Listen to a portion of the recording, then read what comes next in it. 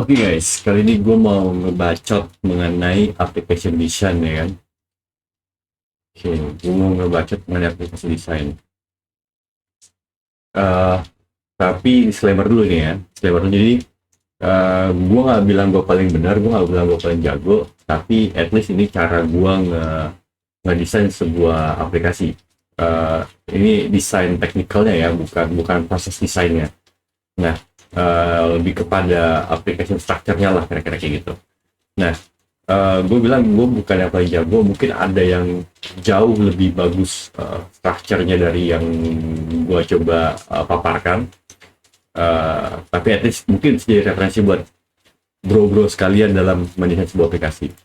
Jadi kita masuk ke desktop dulu ya kan. Jadi bayangin kalau misalkan ini sebuah application gitu kan ya, sebuah application. Terus di dalamnya itu kan nanti akan banyak banyak apa akan ada banyak page, akan ada banyak komponen, akan banyak apa namanya supporting supporting environment-nya atau hal-hal pendukung lainnya lah gitu ya. Nah, biasanya kalau gue dalam mendesain sebuah application, jadi pun ini konteks ini berlaku misalnya gue lagi coding pakai React, terus kemudian besoknya gue coding misalnya pakai Django, terus kemudian di React-nya ada major changes, terus gue harus adapt, terus kemudian gue harus ada misalkan tuning dalam aplikasi structure gue. Nah, inilah framework berpikirnya. Atau misalkan besok gue pindah ke Laravel, atau besok gue pindah ke apa namanya misalkan ke Next, atau ke apapun itu framework JavaScript-nya, terus gue balik lagi ke React, atau gue balik lagi ke sana gitu kan. Nah, ini nih guideline guideline gue pribadi dalam mendesain sebuah application. Nah, jadi dari yang paling top levelnya itu ada application ya. Nah, dalam application ini biasanya yang pertama kali gue buat, bukan gue buat ya, yang pertama kali gue apa namanya, yang pertama kali gue uh, bukan pertimbangkan apa ya, perspektif yang pertama kali jadi perspektif gue deh gitu ya. Nah, jadi dalam sebuah application itu mutlak pertama kali menurut gue ada service provider. Nanti satu-satu gue akan coba jelaskan satu persatu ya. Service provider. Nah, di dalam service provider ini gue coba gambar dulu ya. Ada uh, ada uh, session atau state lah bahasanya ya. Jadi satu lagi nih yang perlu dicatat dengan bijak ya kan, yang perlu dicatat dengan bijak, apa namanya, gue nggak terlalu teorical buku, jadi gue nggak gitu paham istilah teori, bukan nggak paham, gue udah lupa lah ya istilah teori di bukunya gitu ya. Gue mencoba menggunakan atau menganalogikan dengan bahasa yang gue bisa pakai sehari-hari gitu kan. Session atau state, atau global state-nya lah ya. Nanti gue coba jelaskan satu persatu. Oke. Nah, kalau di React itu dia punya istilah khusus namanya konteks. Nah, ini kita pakai konteks aja. Nah, ada service provider, mungkin langsung, oh nggak langsung sih, ini aja.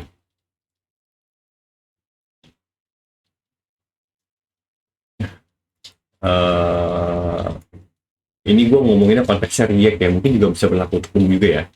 Karena kebanyakan gue tuh kerjaan gue tuh di React, jadi gue menggunakan React sebagai acuan gue. Nah, yang berikutnya itu adalah timing. Yang ketiga itu adalah routing. Nah, sebenarnya bahkan sebenarnya kurang tepat sih ya kalau gue bikin kayak gini ya. Bahkan sebenarnya tuh gue lebih suka kalau ini tuh gimana caranya gue bilangnya. Nah, gue kayaknya lebih suka kalau misalnya dia inherit gitu,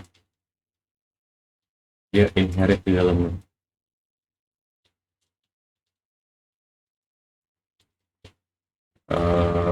Gimana sih bikinnya? Nah,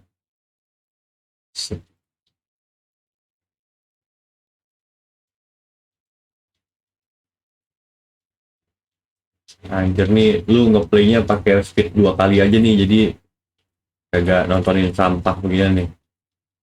Jadi notes berikutnya gue paling malas ngedit video ya kan, jadi gue record langsung upload ya kan.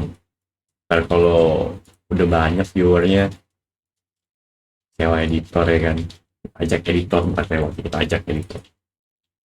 Nah, baru nih elemen paling kecilnya, pages.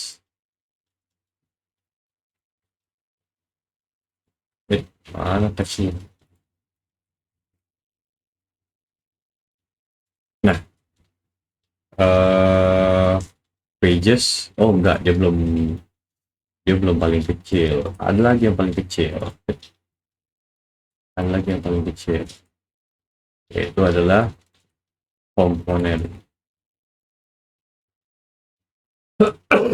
Nah, kira-kira ini gambarannya. Jadi dalam application design, yang pertama itu adalah application itu sendiri gitu ya. Kalau dalam aplikasi ada apa sih gitu ya, mungkin kalau sekarang gue disuruh minta cerita gitu kan, ada apa sih dalam aplikasi gitu kan. Dalam aplikasi itu ada service provider-nya, dan service provider ada session global step, ada konteksnya, terus kemudian ada timingnya, dalam timing ada routing,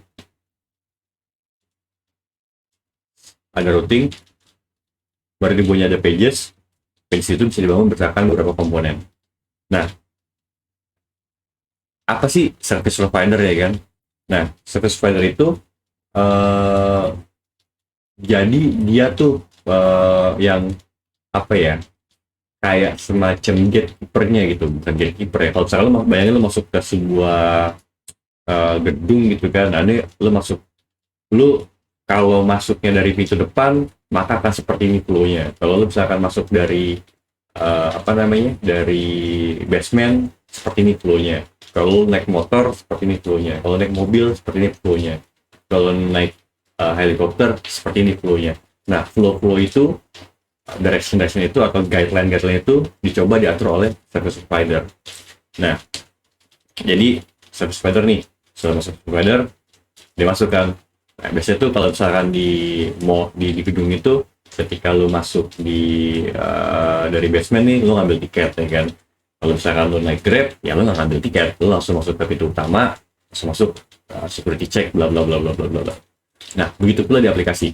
Kalau misalkan aksesnya melalui API, maka ada prosedur-prosedur tuh. Ya misalkan lu harus login dulu, dapetin token, dan seterusnya gitu kan. Nah, prosedur itu nanti ada apa, bukan ada outputnya sih ya. Uh, yang jadi pegangannya itu adalah sistem. Contohnya langsung nih, gue langsung contoh praktisnya adalah misalnya ini, service provider. Salah satu contoh service provider misalnya, di dalam service provider itu misalnya ada authentication service provider. Nah, di mana, gue langsung kasih contoh aja ya, authentication service provider. Misalnya gue ngambil contoh Tokopedia, kan belum Tokopedia, gue jangan Tokopedia. Misalnya local application gue deh, misalnya local application gue pakai yang mana ya, jadi enak pokoknya.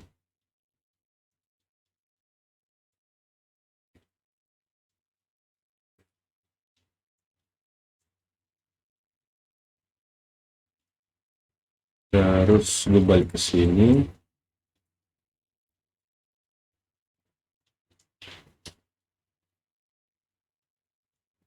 kalau gue inspect, nah ini kalau kita cek di networknya nih, kalau kita cek di networknya, sorry, di application, cek, nah ini nih, authentication service provider, ada emailnya, ada ID-nya, ada name-nya, ada role-nya, dan seterusnya. Nah, ini juga banyak berlaku di aplikasi-aplikasi lain. Contohnya misalnya, gimana cara gue buka? Lu coba cek dulu deh. Misalkan lu di Tokopedia atau di online shop lain, lu pasti akan ketemu hal-hal semacam kayak gini. Nah, walaupun nanti bentuknya bisa macam-macam. Uh, dan saat ini gue nggak akan going deep dulu di sana. Tapi kira-kira seperti itulah gambarannya. Nah, dan yang paling important itu adalah si token ini nih. Paling penting si token ini. Jadi token ini kayak akses key lah gitu ya. Nah, iya kemarin itu. Nah, outside provider. Terus nanti kemudian misalnya provider untuk application state, misalnya ini lagi loading atau enggak lagi loading aplikasinya. Terus kemudian kita pengen parsing-parsing, misalnya pop up, bukan pop up sih ya, bahasanya tuh snack bar gitu kan. Jadi kita punya kayak semacam komponen global untuk snack bar, kita tinggal offer aja tuh, nih tolong tolong snackin ginian nih, tolong snackin ginian nih. Nanti kita akan sampai tutorialnya. Nah, atau misalkan turun lagi, kita masuk ke timing. Misalnya ini temnya apa nih? Ini untuk mobile, untuk desktop, atau ini untuk medium device kayak iPad atau tab gitu ya, iPad atau tab. Nah, kadang timing menentukan routingnya. Misalnya kalau misalkan, oh ini mobile nih, karena timingnya mobile, maka dia buka halaman home yang untuk home mobile. Kalau misalkan dia ini nanti terlepas, nanti kita udah ngomongin konteks responsive website, tapi nggak menutup kemungkinan ada beberapa kasus di mana kita ketika dia conditional misalnya dia mobile, dia bukanya yang ini nih. Atau misalkan kalau dia mobile, dia bukan langsung. Ada beberapa kelas yang dia bikin tuh dia nggak mau ada mobile view-nya. Jadi kalau misalkan dia dibuka mobile view, routingnya dia adalah this application is not supported to view via mobile or small device. Please use your tab or desktop browser misalnya gitu kan. Nah, that's why makanya ini ada kayak global state yang benar-benar big picture-nya untuk menampung banyak variabel. Di bawahnya ada timing-nya. Timing itu kayak nanti kita ngomongin color apa segala macam, sehingga kalau misalkan biasanya nih dengan cara kerja seperti ini, kalau misalkan gue ada aplikasi, gue ada nge-create aplikasi lain, ini gue bisa copy paste. Nah, gue tinggal ganti sesuai dengan konteksnya. Misalkan gue tinggal ganti timingnya atau tinggal ganti routingnya gitu kan. Nah, komponennya bisa gue reuse, pagesnya bisa gue sesuaikan dengan projectnya.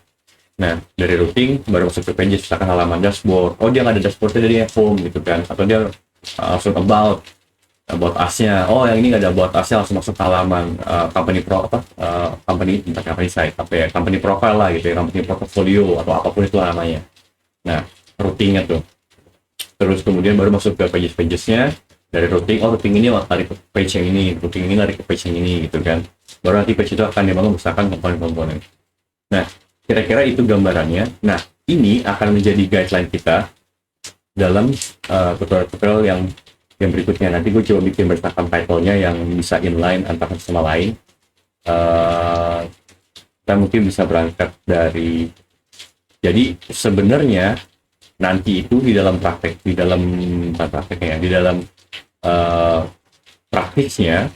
ini sebenarnya cuma ada ini doang nih. Nah, ini di dua.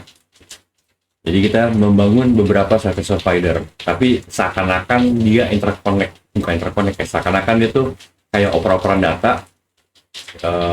Jadi kayak semacam waterfall gini, tapi sebenarnya mereka tuh kayak saling nge-link satu sama lain. Cuman ya timing bergantung sama konteks, routing bergantung sama timing, pages bergantung sama routing. Kira-kira itu dulu sedikit gambaran aplikasi desain dari versi gue. Semoga ini bisa menjadi inspirasi ya kan, inspirasi bagaimana atau lu bisa share ke gue juga bagaimana lu mendesain sebuah aplikasi. Oke, thank you. Selamat sore.